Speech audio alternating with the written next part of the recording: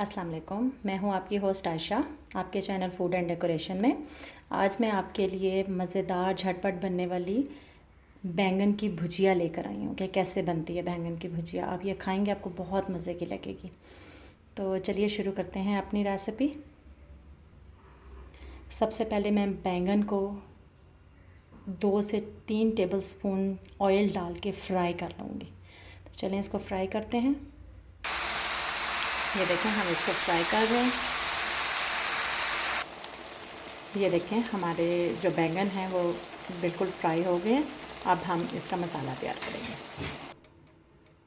ये देखें 2 टेबलस्पून मैंने इसमें ऑयल डाल दिया है। अब इसका हम मसाला तैयार कर रहे हैं। तो इसके अंदर मैं अब प्याज डालूँगी।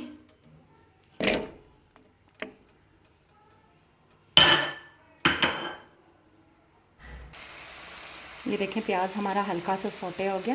अब हम इसके अंदर लहसुन डाल देंगे, कुटा हुआ लहसुन। तो थोड़ा सा भूनेंगे। इसकी खुशबू आने लग गई है। अब हम इसके अंदर टमाटर डाल देंगे। 2 बड़े साइज़ के टमाटर मैंने काट के रखे थे।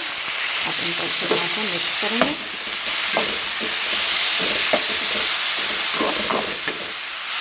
और साथ ही तमाम जो मसाले हैं वो इसके अंदर ऐड कर देंगे।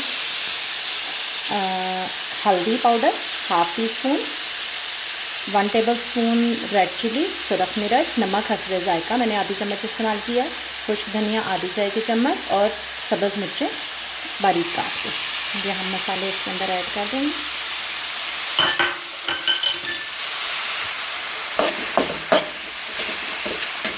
और इसको भून लेंगे। ये देखें मसाला हमारा तैयार हो गया है, भून दिया मैंने इसको। टमाटर हमारे पास बहुत बारीक नहीं, उनको चॉप नहीं करना, खड़े खड़े रहें, बस वो गले हुए होने चाहिए। बस इस तरह से करके अब हम इसके अंदर बैंगन जो हमने फ्राई किए थे वो हम इसके अंदर ऐड कर देंगे। ये देखें हमने बैंगन इसके अंदर डाल दिए। अब इसको थोड़ी दरमियानी आंच पे हम इसको थोड़ी देर के लिए 5 से 7 मिनट के लिए पकाएंगे। इसमें कुछ लोग आलू भी ऐड करते हैं, क्यूब्स में काट के आलू भी डाल सकते हैं, आपकी अपनी चॉइस है, लेकिन मैंने सिर्फ बैंगन डाले हैं। आपको बहुत अच्छी लगेगी, आप लोग ज़रूर ट्राई कीजिएगा इसको। अब इसमें एक लास्ट इंग्रेडिएंट रह गया है लेमन जूस। तो वो हम 5 मिनट इसको पका के जब उतारने लगे होंगे उससे थोड़ी देर पहले हम इसके अंदर लेमन जूस डाल देंगे। ये देखें हमारे बैंगन तैयार हैं।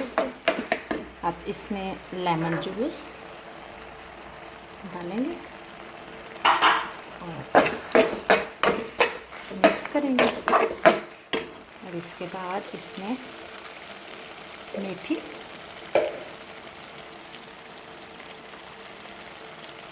और ज़ीरा डाल के सिर्फ 1 मिनट के लिए इसको दम देंगे।